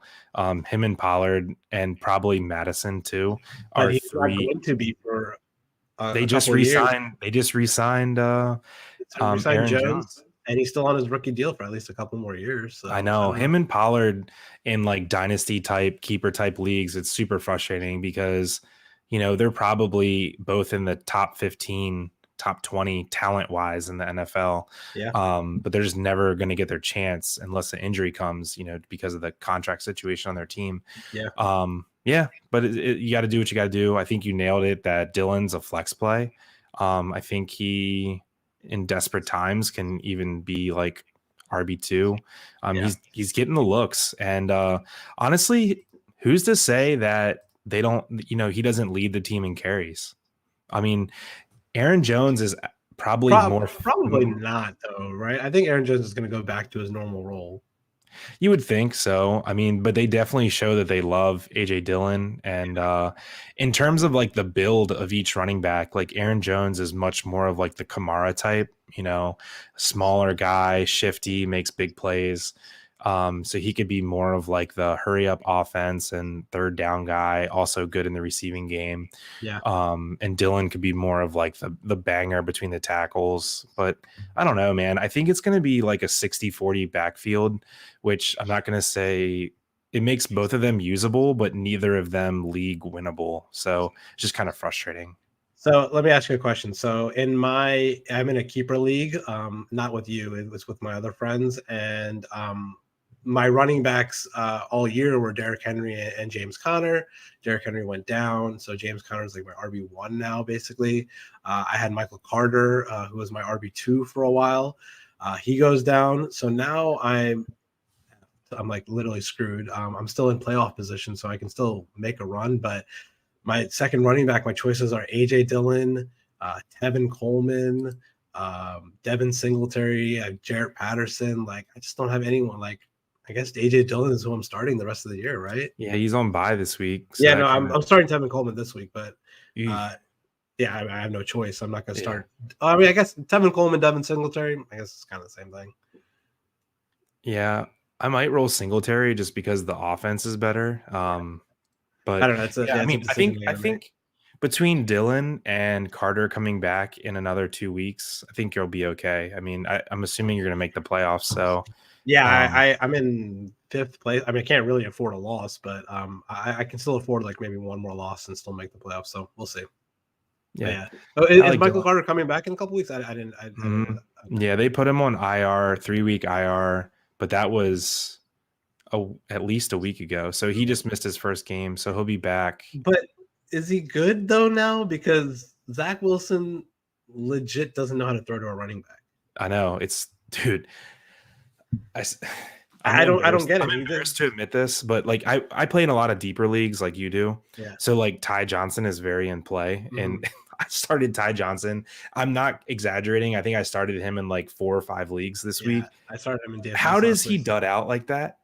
I mean, Zach Wilson doesn't throw the ball to running backs. Like, I don't know what else to say. He has a great matchup, and Michael Carter's out, and I'm like, oh my God, here comes the 100-yard from scrimmage Ty Johnson game, and they just say, oh, never mind, you're going to be third on the team in carries. Yeah, I don't know. How does he go from being like borderline RB2? Flex play for like 4 weeks in a row, and then when the RB1 gets hurt, they're like, oh, never mind, we don't like you. The quarterback, I guess. Mike White and Joe Flacco love checking down running backs. Anyway, back to the game. I need to make a statement that go ahead. Yes, Odell Beckham caught a touchdown, but Van Jefferson is the fucking man. I love that guy. Yeah. He had a touchdown and like 90 some yards, and he was literally this far from another touchdown. So his line should have been, I forget what it was. It was like a 20 or 30-yard touchdown he almost had, but he was out by like 1 inch, literally. So Van Jefferson was very close to having an absolute monster game. Guy's a stud. What's wrong with the Rams? They look broken all of a sudden. I just don't know. I don't understand why the defense like why the defense isn't doing better. Oh, Rick, throw the people the bonus code for the $500 Oh, Fanatics giveaway. Link is in totally forgot about that. Sorry, yeah, guys. Mike just reminded us. Sorry, yeah. So If you have stuck around in the show for this long, I hope you have. And the bonus code for the giveaway is Scrooge. So when you sign up, type in the word Scrooge, SCROOGE, and you will get an additional, I believe, 5 entries or maybe 10 entries into the contest with the bonus code. That 5 entries is correct. Sorry, Mike. I totally forgot that we were just talking about football and I got carried away. But bonus code. Bonus code Scrooge. So put that in, leave us your holiday memory, and once again, thanks to Otto for the sponsorship for the giveaway. What were you saying? Yeah, Van Jefferson is the man. Odell Beckham sucks, even though he got a touchdown. yeah, it was one big play. Yeah, one big play. He's hurt already, right? Who, Beckham? I think Odell Beckham has like a hip pointer or something like that. I don't know. I don't really pay attention to Odell Beckham news. Yeah, I do because I hate him. Cooper Kupp, man. Cooper Kupp's a beast. Wide receiver 1. I mean, people forget that what was 2019? Cooper Kupp was wide receiver 2 in fantasy football. So this is like not really surprising. I think it's surprising how dominant he is, but like he's always been a PPR monster. So do you think their offense is taking a hit this big because of Robert Woods? Yeah. You think so? I think so too. Go ahead. Say what you're gonna say. I'll give him my take. He's like Robert Woods to me is like a glue player. Like he does it all. He lines up in the slot, he lines up outside, he runs reverses, he blocks downfield, he blocks. He's like just a player that is always going to make your team better. And I think they're really missing that. But I wouldn't give them a total pass, why they're not playing well just because of Robert Woods. The defense with that many stud players on defense shouldn't be giving up 36 points. I agree. I know Aaron Donald and Jalen Ramsey can't do it all, but that's the thing though, is like they have Aaron Donald, Jalen Ramsey, and Von Miller, and the rest of the defense is nothing. They went stars and scrubs, and we'll see if it works out. I mean, I'm so glad that I'm not a fan of a team like that because it would just drive me crazy. Like you can't withstand any injuries. And I don't know. It's a tough way to play. Yeah, I agree. And you can't really rely, consistency like week in, week out. Like, I mean, Aaron Donald's the best defensive tackle in football, and he's not going to have a great game every single game to carry that defense. So I agree. I think it's more along the lines of defense, but even when they were, fully healthy at the beginning of the year, the defense hasn't been playing that great all year. Their offense has really been carrying them. And now Darrell Henderson's a little banged up. Quad injury. He's questionable this week. He's questionable this week. So we'll talk about it in a little bit. Sony Michel's a good pickup this week, I think, in case Darrell Henderson's out. But yeah, Van Jefferson, definitely pick him up if you want. Odell Beckham, I don't know. I mean, I know we don't like him on the show, but I guess maybe he's stashable in case he develops some sort of rapport with Matt Stafford over the next few weeks and just has a blow-up game. I don't know, man. It's a tough call.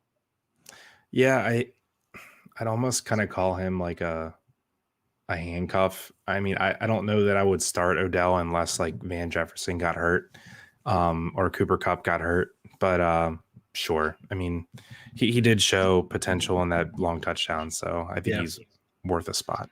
Devontae Adams, rinse and repeat, best receiver in football. For sure. Did you see the back and forth between Devontae Adams and Odell Beckham? No, I didn't. I might have this slightly wrong, so don't kill me if I do. But it was something along the lines of Odell Beckham tweeted or Instagrammed Devontae Adams and said, "Hey, do you want to do a jersey swap after the game?" And Devontae Adams responded "Nah, you should do a jersey swap with Cooper Kupp." That's kind of funny. Yeah, he said you should do a jersey swap with Cooper Kupp because that's who your quarterback likes or something like that.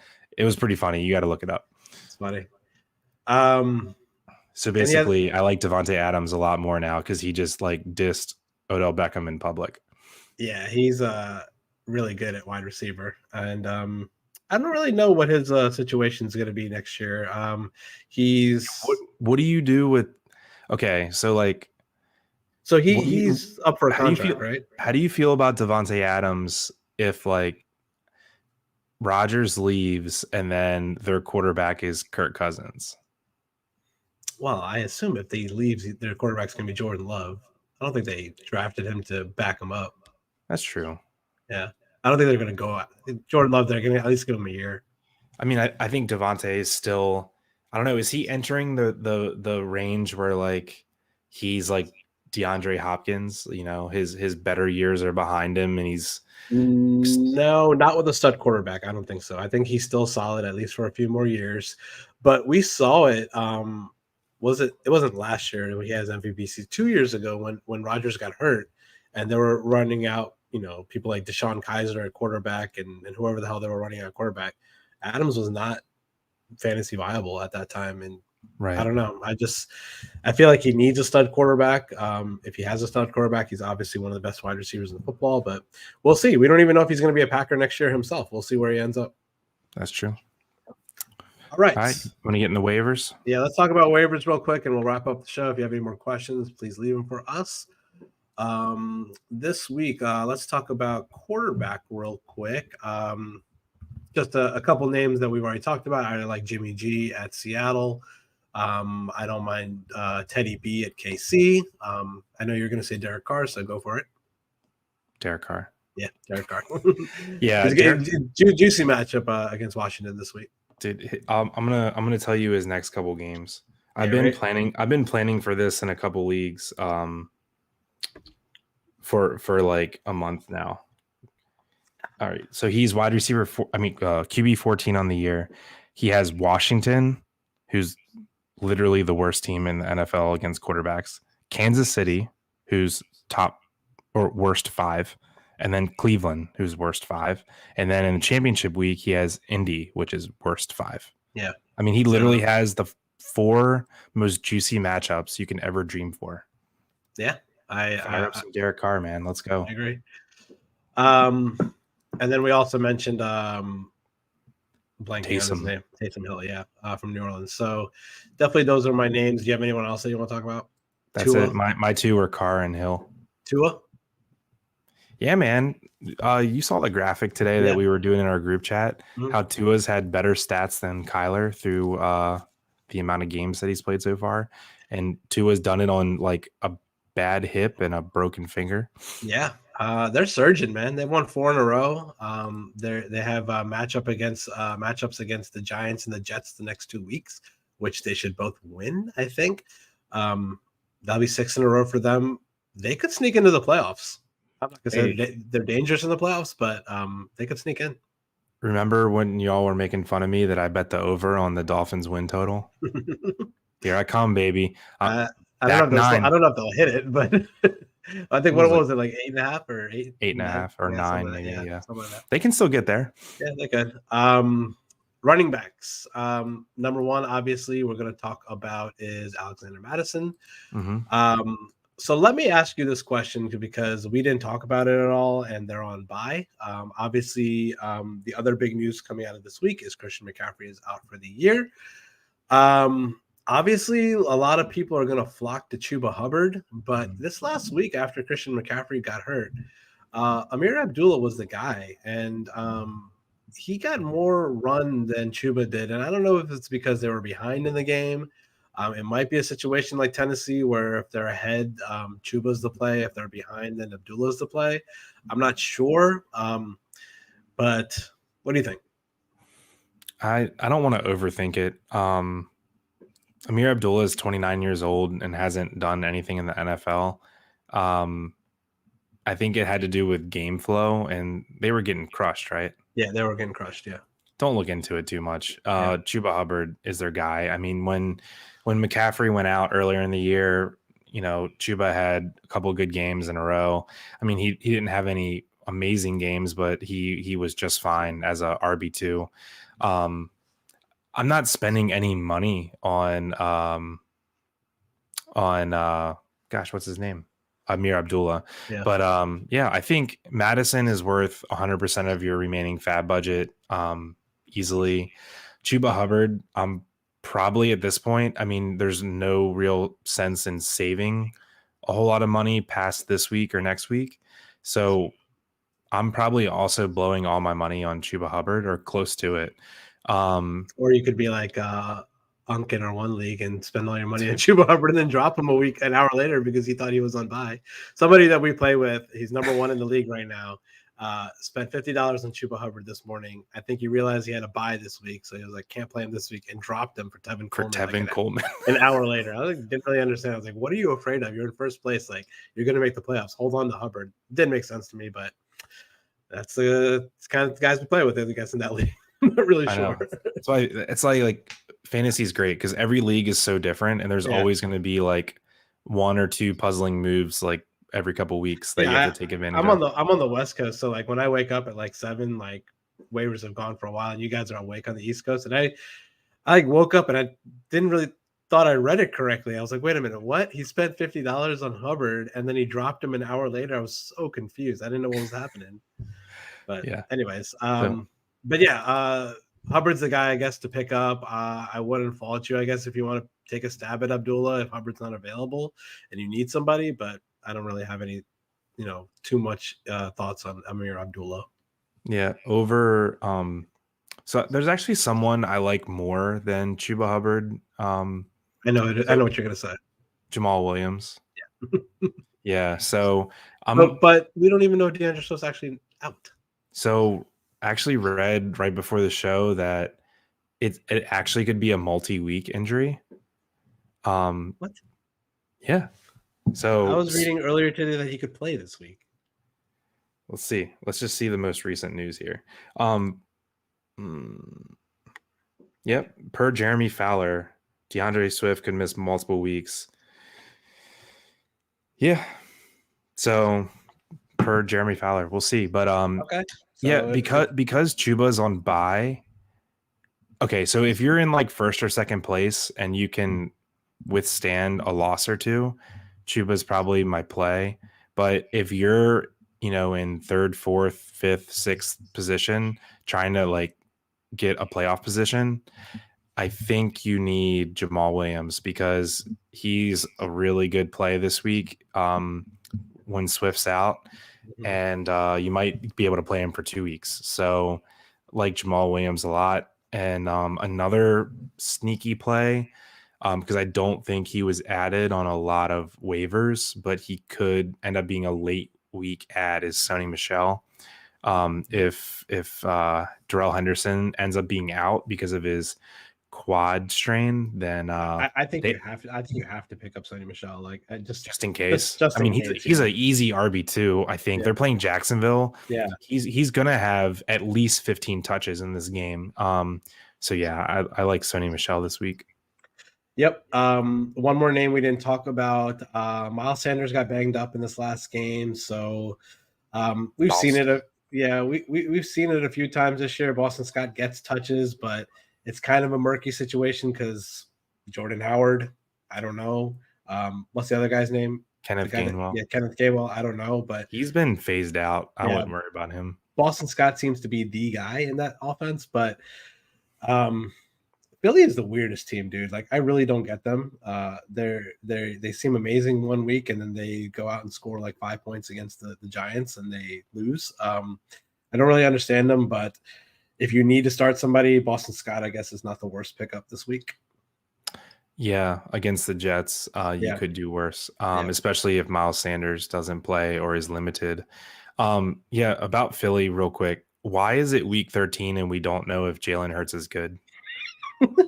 Dude, I don't know. How am I supposed to know the answer to that question? He's such a conundrum, man. When they are clicking on offense like they were like 2 weeks or was it 3 weeks ago against who did they play that they blew out?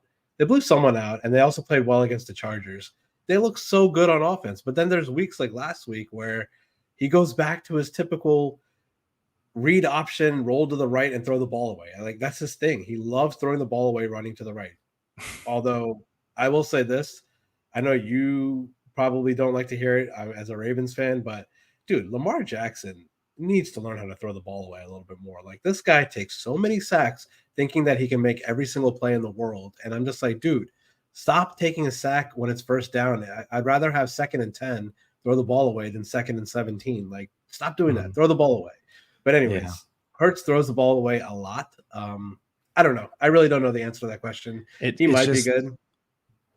Yeah, when you have a young quarterback like that, you would think the coaching staff would put him in every position to figure out if he's the guy or not, right? Yeah. And they started the year throwing the ball 45 times a game, and now they're like, oh, never mind, let's run it 45 times a game. Yeah. I don't think they have any freaking clue what they're doing. I think it starts with their head coach. I think the guy just doesn't know what he's doing. Yeah. And we've said that all year. We just don't know anything about him. All right, on to wide receivers. Yes. I just have 2, but I'll let you give me yours first. I already mentioned him, Kendrick Bourne. If he's available, pick him up. We already talked about him, Van Jefferson. If he's available, pick him up. I don't really got anybody else. Yeah. Well, actually, I got one more name, but go ahead. My 2 are Van Jefferson and Brandon Ayuk. I don't think Ayuk's available. He probably might not be available. But Ayuk's my number 1 if he is available. After Madison, I would pick him up over Chuba and Jamal Williams. Okay. Yep. Those are very obvious. One little deeper play out there. For some reason, he's become the number 1 target in Detroit, but Josh Reynolds. Yeah, saw that. Yeah. It's him and Hawkinson pretty much in the passing game. That's it. I don't see anybody else. Like I don't really 14 team league or something. Yeah, I don't really know what happened to Khalif Raymond. Like he doesn't get touches. I thought he was the best wide receiver on the team, but gadget player. Yeah, he's a small guy. Yeah, but Josh Reynolds caught a touchdown last week on Thanksgiving, and looks pretty solid, I guess. Yeah, I don't really have any other names. Just the typical guys out there, I guess, like AJ Green, Christian Kirk. I don't know if these guys are available. Rondale Moore had 11 catches with in the 2 weeks ago, right? They had a bye last week, right? Yeah, so he had 11 last catches. Game he played, he had 11 catches. I don't know if that's a change in philosophy or what, but that's also with Colt McCoy and no DeAndre Hopkins. So you got to expect with both of them coming back, with Kyler and DeAndre coming back, he's probably not just for deeper rosters. He, of course, might be worth an ad. Oh, you know who's turning out to be really good is speaking of rookie wide receivers is Elijah Moore, man. That guy is pretty good. I don't know what his rank is. He's probably top 25. Yeah, he's got a touchdown like the last 3 weeks. Yeah, I like him in dynasty. He's 30. He's wide receiver 37, but he's missed 2 games. So, yeah, cool. Well, so for tight ends, I just have one that I want to talk about. Go ahead. Foster Moreau. If Darren Waller's out, this guy's a must start. I think he's like a top. Darren Waller's not playing this week. He's doubtful, so he's doubtful. Not playing this week. Yeah, I think Foster Moreau is like a top 8 or 9 play at tight end. When Waller missed a game earlier in the year, he had 6 catches, 60 yards, and a touchdown. And he did the same thing. You know, anytime Waller misses time, he plays every play of the game. And the guy he's elite athlete out of LSU. He's another guy I was like, I wish he was on a different team because he's just stuck behind Waller. He's a really good player. Would not be surprised at all if Moreau has 40, 50 yards and a touchdown this week. Yeah, I like that play. I'll give one more name. He is probably available in most leagues just because he was coming off of an injury. Logan Thomas for the Washington football team. It looks like now that he's back, Ricky Seals-Jones is out of that offense, and I don't really know who this guy is, but John Bates, never really heard of him before, but he's like their backup tight end now. He caught some passes last week, but he's not really fantasy viable. But I think Logan Thomas is the guy to go to in that offense for tight end. Yeah, they have a nice schedule on the stretch too. Yeah, I agree. All right, let's talk about defenses real quick and we'll wrap it up. We'll give a couple defenses for this week, and then we'll talk about some defenses that you should pick up for the fantasy playoffs. This week, obviously, we like the Colts. I think we both like that against the Texans. I like the Vikings against Detroit. You got anybody else? There was one more. Who was it? Oh, Cardinals against Bears. Yeah, I'm Eagles against Jets. yeah. That was it for me.